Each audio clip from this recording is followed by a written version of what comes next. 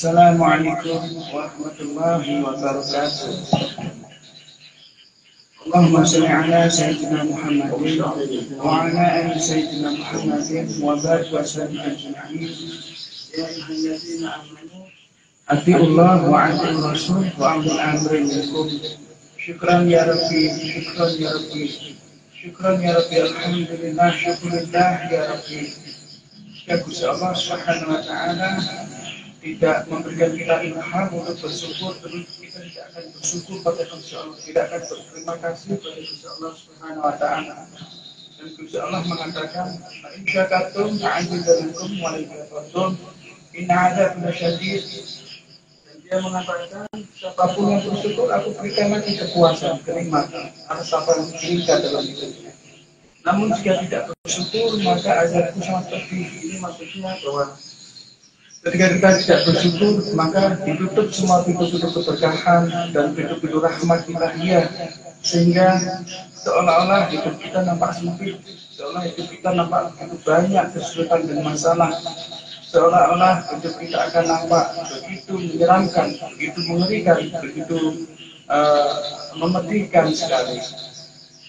Dan ini kita semua mengalami, namun kita semua sulit untuk mengatakan bahwa terima kasih ya Allah atas apa yang Kau berikan dalam hidup kami.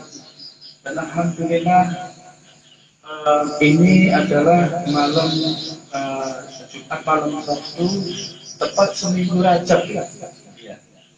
Alhamdulillah ini sudah tepat seminggu Rajab, karena malam pertama Rajab kita buat amalan di sini ya. Malam kemarin, minggu kemarin. Artinya bahwa kita tidak, sebagaimana kita tidak melihat Gusti Allah, sebagaimana kita tidak tahu tentang Gusti Allah, sebagaimana kita tidak dapat menjangkau Gusti Allah, namun kita percaya pada Gusti Allah, namun kita beriman pada Gusti Allah, namun kita mencintai Gusti Allah Subhanahu wa taala dalam hati kita, dalam hidup kita, dalam jiwa kita, dalam pikiran kita. Maka begitu pula niat kita beribadah, terlebih di bulan Rajab Syahrullah ini, di bulan Gusti Allah. Kita memang jatuh bangun untuk membuat amalan, kita jatuh bangun untuk beribadah. Kita tidak pernah tahu mana ibadah kita yang dapat menyenangkan Gusti Allah, mana ibadah kita yang diterima oleh Gusti Allah, mana ibadah kita yang membuat Gusti Allah mencintai kita. Namun walaupun kita jatuh bangun, kita terus berusaha, terus untuk buat amalan, jatuh bangun, gagal, buat lagi. Kita berharap bahwa ada satu dari sekian amalan yang kita kerjakan itu membuat Gusti Allah senang terhadap kita, ridho terhadap kita. Itu sudah cukup sebenarnya. Termasuk malam ini, alhamdulillah kita majlisan di sini di kediaman Mbah Wiro atau Mas Ali, kakak kita, bersama istri beliau. Setiap Jumat malam, insya Allah, siapa tahu ini dapat mengundang perhatian Gusti Allah terhadap kita semua dan terhadap seluruh keluarga dan penghuni rumah ini. Siapa tahu amalan-amalan seperti yang mungkin sederhana ini dapat mendatangkan kecintaan Gusti Allah pada diri kita semua, termasuk ke dalam diri keluarga Mas Ali ini dan istri, Mbak Wiro ini dan istri, semuanya. Jadi semoga nanti misalnya, siapa tahu nanti di akhirat bisa menjadi wasilah. Misalnya nanti keluarga ini ditanya Gusti Allah, nanti misalnya, oh ya Allah, saya pernah mendatangkan Mas Bilin untuk sedikit khatam tempat saya ini, kemudian sudah cukup untuk bisa menyelamatkan seluruh keluarga ini. Demi kehormatan Nabi Sallallahu Alaihi Wasallam, demi kehormatan Raja Syarullah, demi kehormatan Lailatul Ghaib, demi kehormatan Aulia Allah, masyarakat Nabi Tarikotin Nasional Aliyah, yang terjadi Nabi Sallallahu Alaihi Wasallam. Semoga Allah Subhanahu Wa Taala mengabulkan permohonan kita, baik yang terucap maupun yang tidak terucap, termasuk insyaallah menjadi wasilah yang bisa. Al-Fatihah. Bismillahirrahmanirrahim. Alhamdulillahirabbil alamin arrahmanir rahim maliki yaumiddin. Iyyaka na'budu wa iyyaka nasta'in. Shiratal mustaqim. Shiratal ladzina an'amta 'alaihim ghairil maghdubi 'alaihim waladdallin. Amin. A'udzubillahi minasyaitonirrajim. Bismillahirrahmanirrahim. Saya akan membacakan sumpah daripada Maulana Syekh Muhammad Nazir Akhir al-Musnafan Rasulullah. Assalamualaikum ya Rabbi syukur, ya Rabbi syukur, ya Rabbi syukur. Taubat ya Rabbi, taubat ya Rabbi, taubat ya Rabbi, astagfirullah. Syukur ya Rabbi, syukur ya Rabbi, syukur alhamdulillah. A'udzu billahi minasyaitonir rajim. Bismillahirrahmanirrahim. Distur ya Sayyidi ya Sultanul Awliya madad, madad ya Rizalullah madad. Perhatikan anak balita itu, anak kecil itu, dia sangat senang dengan satu permen bobon. Jika aku memberimu satu karung bobon, maka kalian akan berkata, wah, apa yang akan aku lakukan dengan bobon sebanyak ini? Apa yang harus aku lakukan dengan ini semua? Perhatikan, dia juga senang, begitu senang.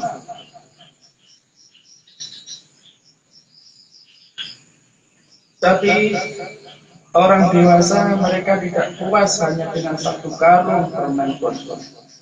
Mereka akan bertanya, untuk apakah permen itu? Bagaimana jika aku memberimu 20.000 lira lagi? Apa itu 20.000? Kasim Baba, pengurus desa ini, dia memikirkannya, oh 20.000 lira, aku bisa menghabiskannya dalam waktu 24 jam. Jika 20.000 euro, ini lebih bagus, Syekh. Berapa banyak waktu untuk menghabiskan 20.000 euro? Wahai Syekh, dalam 1 bulan aku bisa menghabiskannya untuk keperluan desa. Benar, satu anak kecil dia akan senang dengan satu bonbon. Kita orang dewasa tidak. Kita tidak senang sampai kita mengubah orangnya kita menjadi seperti anak kecil yang tanpa dosa. Maka kita tidak akan diterima dalam hadirat ilahiyah. Anak kecil tidak pernah berbuat atau melakukan sesuatu yang salah, tidak. Anak kecil tidak bersalah. Dan anak-anak kecil mereka tidak memikirkan untuk melakukan sesuatu yang jahat, tidak. Mereka tidak memikirkan itu. Anak kecil seperti dia tidak pernah iri, tidak cemburu, tidak pernah mereka bertengkar dengan orang tuanya. Atau anak kecil tidak berkata, aku harus punya mainan yang seperti anak laki-laki itu punya. Apa yang kita berikan kepada mereka, maka mereka senang. Dan mereka tidak memenuhi pikiran dan hati mereka dengan sesuatu yang Allah Subhanahu wa Ta'ala, Allah yang Maha Kuasa tidak senangi. Hati mereka, aku harus mempunyai mainan yang seperti anak laki-laki itu punyai. Apa yang kita berikan kepada mereka, maka mereka senang. Dan mereka tidak memenuhi pikiran dan hati mereka dengan sesuatu yang Allah Maha Kuasa tidak senangi. Mereka tidak berlomba-lomba membangun gedung. Mereka tidak berlomba-lomba mempunyai mobil Mercedes atau truk. Tidak. Mereka tidak marah atau menyesal. Jika seseorang meminta cincin berharga dari mereka, berikan cincin permata itu kepadaku, dan ambillah permen bonbon berwarna merah ini sebagai gantinya. Dengan cepat mereka berikan, ya, adab yang baik, kau dapat melakukan ini. Oh tidak, kami tidak bisa, Syekh. Kita orang dewasa memikirkan bahwa segala sesuatu harus untuk keuntungan diri kita sendiri. Benar, kau dapat memperoleh begitu banyak hal dari hidup ini dan kau dapat menyimpan miliaran atau triliunan euro di bank-bank. Kau dapat memiliki dan menyimpan begitu banyak bebatuan berharga, permata, mutiara, maka kau akan senang.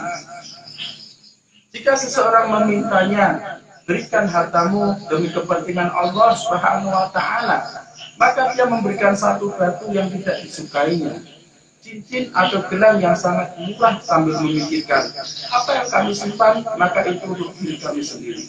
Dan tidak seorang pun boleh mengambil apa yang mereka simpan. Seperti bangsa Mesir kuno, ketika mereka meninggal dunia di zaman kuno, ada ratusan Fir'aun. Mereka menyimpan harta-harta dan mereka menyiapkan harta itu bagi diri mereka ketika mereka meninggal dunia. Dan mereka percaya bahwa satu hari kami akan kembali dan harta-harta ini harus dibawa ke kendali kami. Harus dimiliki oleh kami. Mereka menyimpan begitu banyak harta, sampai seperti bukit-bukit harta. Dan berkenaan dengan bangsanya, mereka menjaga jasad Fir'aun agar tidak membusuk.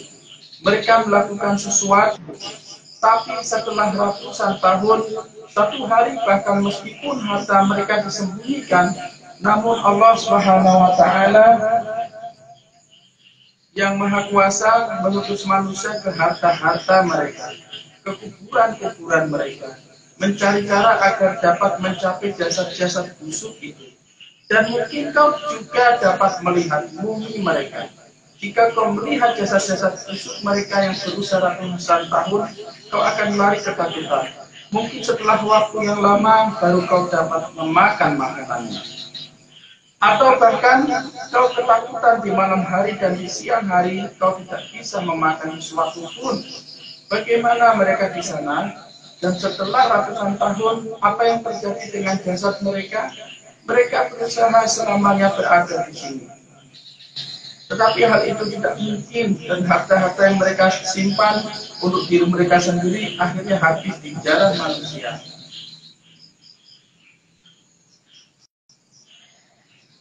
Jadi maksudnya Sultan itu dia menerima nasihat kita bahwa harta-harta yang kita kumpul di dunia itu tidak akan kita bawa mati. Karena contohnya sudah ada zaman Mesir kuno itu, para raja-raja itu mereka mengumpulkan harta selama hidupnya, lalu mereka ketika mati harta itu diwasiatkan untuk dibawa disimpan di kuburnya mereka. Tapi apa yang terjadi? Ketika kubur-kubur mereka dibongkar, harta mereka dijarah orang maksudnya. Jadi bukan mereka menikmati. Mendingan kalau Sultan nasihati, jadi lebih baik harta-harta yang kalian kumpulkan itu dipakai untuk diberi Gusti Allah. Maksudnya begitu. Karena itu akan menjadi harta kalian dan itu apa? Untuk bekal hidup kalian. Makanya belum diceritakan raja-raja Mesir itu dulu itu suka mengumpulkan harta, kalau ketika mereka mati harus itu dibawa disimpan di mumi-mumi mereka, karena mereka pikir mereka akan kembali ke dunia dan harta itu akan mereka kendalikan lagi. Ternyata tidak pernah kembali ke dunia sampai sekarang. Dan mereka kembali ke dunia tapi dalam bentuk bumi, hartanya itu di jarak orang-orang, dan mereka tidak punya kuasa atau kendali untuk ngambil harta itu, malah apa untuk jaga harta itu maksudnya. Jadi ini maksimal semacam itu, ini adalah contoh yang nyata, bukan imajinasi tapi nyata. Makanya di Mesir ada bumi kuno dibongkar, harta-hartanya diambil orang, kalau tidak ditolong oleh diri sendiri, kalau tidak dijual, kalau tidak dimasukkan museum, alias apa muminya tidak punya kendali atau kuasa lagi untuk menjaga harta itu atau untuk bilang jangan itu harta saya, tidak bisa kan? Ini maksudnya. Tapi nak kalian cerdas, nak kita cerdas, kita punya harta banyak, kumpulkan harta banyak, kita pakai untuk jalan Gusti Allah, maka itu yang akan nanti nembus sampai di alam-alam berikutnya. Alias nak kita akan meninggal, harta itu akan terkumpul untuk kita untuk bekal hidup di kehidupan yang lain. Maksudnya seperti itu. Lihat anak laki-laki kecil ini, dia tidak menganggap penting apapun pakaian yang dikenakannya atau apapun yang diberikan untuk dimakannya. Dia tidak pernah meminta mobil terbaik, tidak pernah meminta istana, tidak pernah meminta istana. Tidak, mereka bahagia. Sampai kau datang lagi, itulah sabar atau ketulusan atau kemurnian. Mereka murni, sedangkan kita tidak murni. Oleh karenanya kita hidup dengan banyak masalah melalui penderitaan dan orang-orang berlarian di jalan. Dimanapun mereka berdemonstrasi meminta sesuatu, namun mereka tidak tahu apa yang mereka minta. Apakah kalian pernah melihat ada anak kecil berlarian di jalan dan berdemonstrasi, berteriak-teriak? Tidak. Mereka senang dengan hidup mereka. Mengapa mereka harus berteriak atau menghancurkan atau membakar atau membunuh orang lain? Untuk apa? Mereka bahagia dengan hidup mereka. Tapi laki-laki dewasa atau ketika anak kecil ini tumbuh semakin dewasa, atau ketika mereka belajar sesuatu, mereka mulai memikirkan apa target yang akan mereka kejar. Jutaan atau miliaran orang ini tidak berbahagia. Syafaat atau kemurnian atau ketulusan harus melalui hati kita. Semua nabi tidak pernah diutus untuk menyeru manusia kepada kehidupan materi, berseru kepada mereka untuk dunia. Tidak untuk harta-harta dari kehidupan ini. Kau harus mengambil pelajaran dari anak-anak kecil ini. Lihatlah, mereka sangat bahagia, sangat bahagia, sangat bahagia. Ini maksudnya Sultan itu selain serhatiah tentang harta-harta, masih berikut di sini. Nah, kalian beribadah, bukannya seperti anak kecil.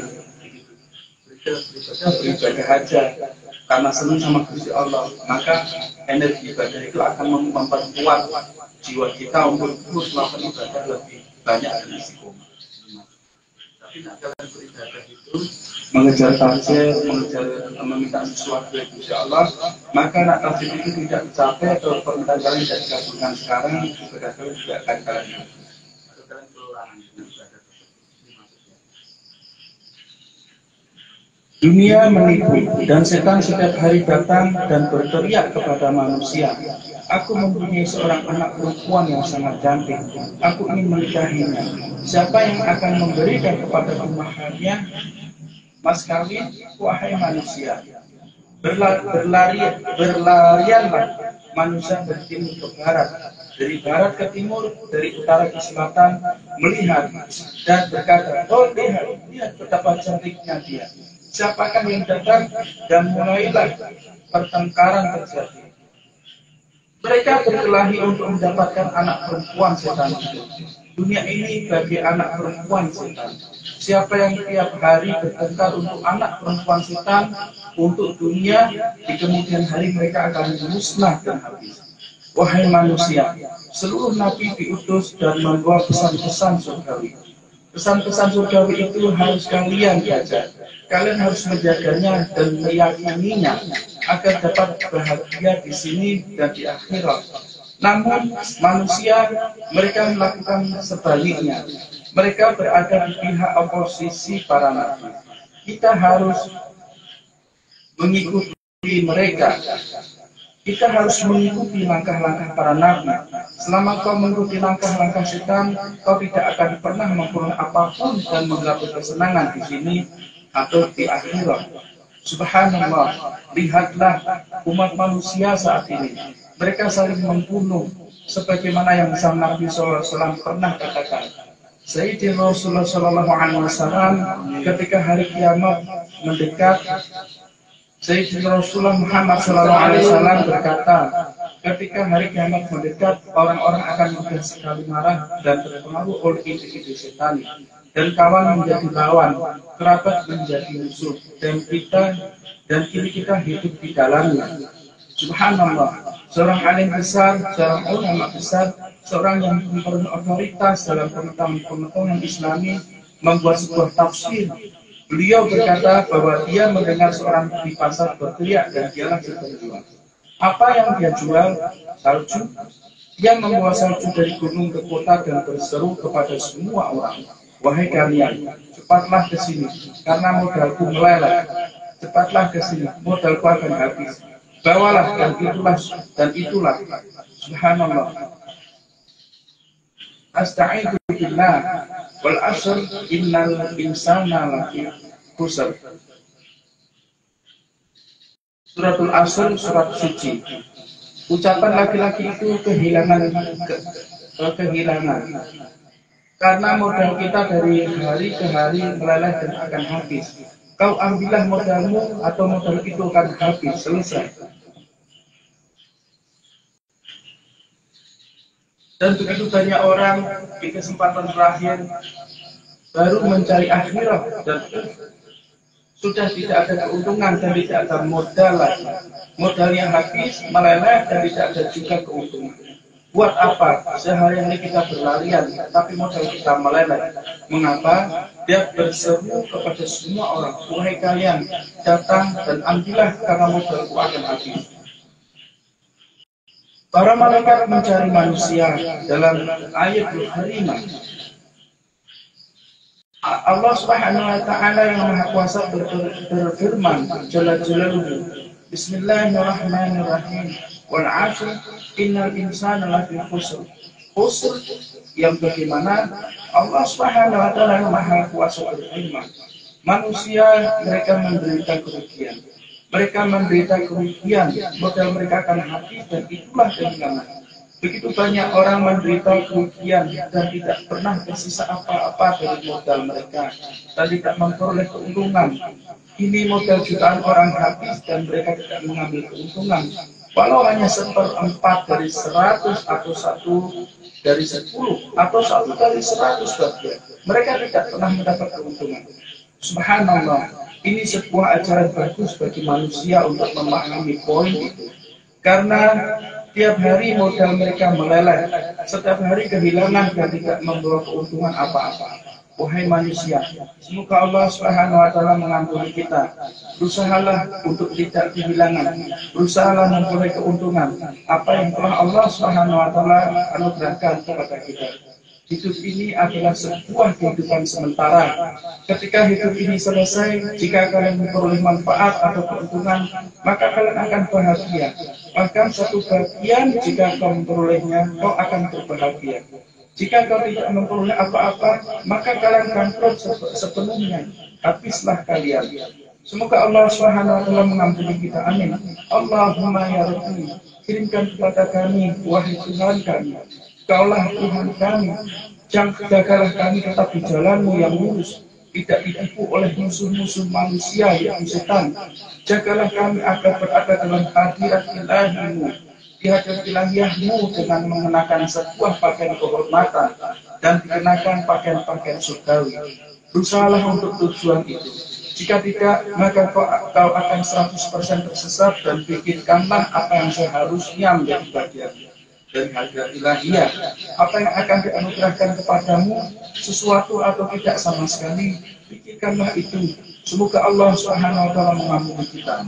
Allah Allah Allah Allah Allah Allah Allah Allah Aziz Allah Allah Allah Allah Allah Allah Allah Allah Allah Karim Allah Allah Allah Allah Allah Allah Allah Allah Allah Subhanallah Allah Allah Allah Allah Allah Allah Allah Allah Subhanallah. Fatihah.